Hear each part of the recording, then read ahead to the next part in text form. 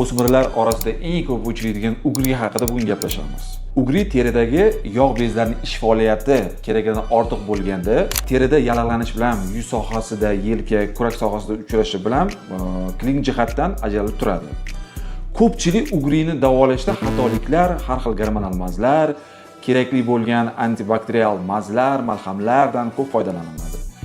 Shuni bilsangiz, ugrining eng asosiy patogenik davosi bu sistem retinoidlar, Roacutan, Izona, Acnagen, Acnatrend. Ko'pchilik qo'rqadi.